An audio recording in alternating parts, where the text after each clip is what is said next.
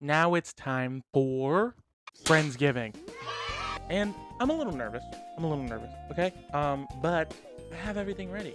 So, all I gotta do is prep all my things and we're ready to go. Let me grab my phone real quick and list off the ingredients. Oh, I pulled it up, so I'm gonna tell you the ingredients now. Here are the ingredients for the dish. Nice.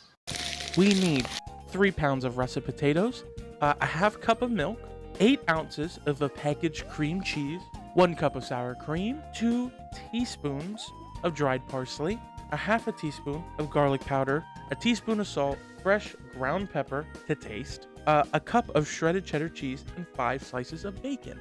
With that, here is my cooking tutorial on my greatest mashed potatoes of all time. Hello everyone, welcome to my little cooking video on how to do a loaded baked potato for Thanksgiving. So first things first, safety. I unfortunately cut my finger, so that's probably why you can see I have a blue glove on, but I am okay, so no need to worry about that. But safety first as always. Now on to the cooking. What we're going to do first is the potatoes because they take the longest. So what you're going to do is you're going to wash the potatoes to get the excess off and all the dirt. Once that's complete, you can cut up your potatoes into fairly large pieces. We're going to be boiling them, so in the meantime, either before cutting or after cutting, you prepare your pot to boil the potatoes. Once you're done cutting all your potatoes, you're going to bring it over to your pot and dump it in for about 15 minutes. I would prefer to have a lid just to make sure that none of the steam goes away and you just kind of mix it all in there.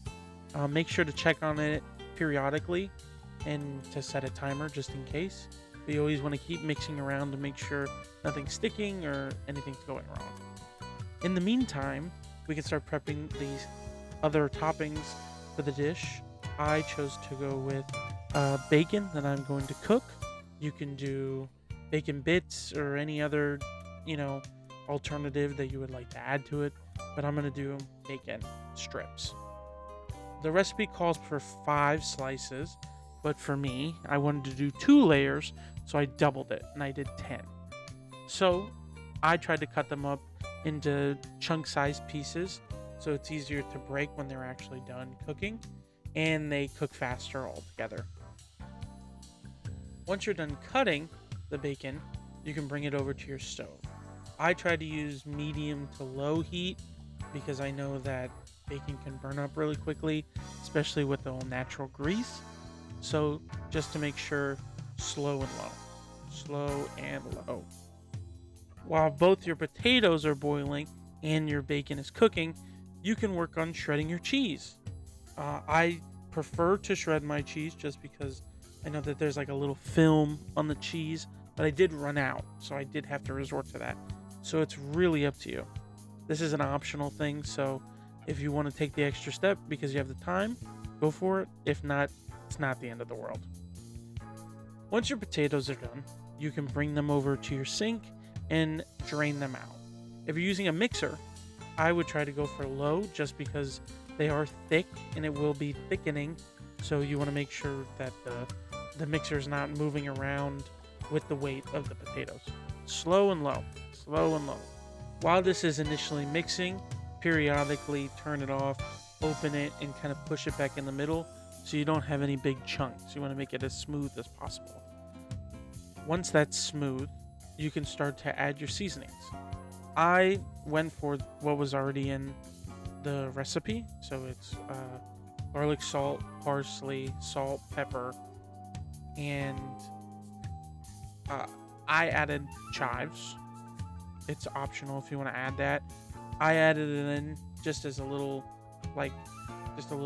add a little bit of color to the potatoes, but I also put it on top as like a garnish.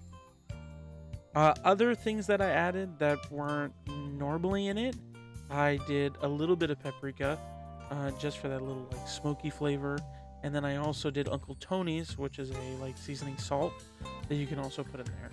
But be careful with your seasonings. You don't want to make it too salty.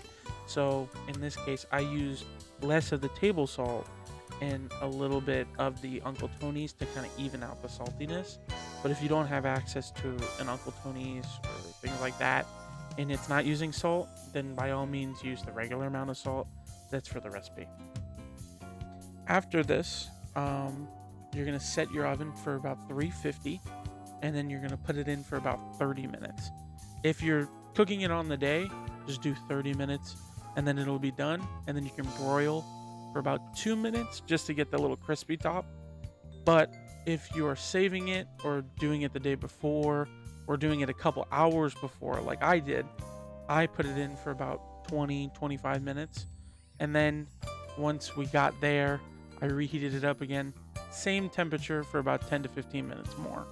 And just like that, you have your perfect loaded baked potatoes for your Thanksgiving.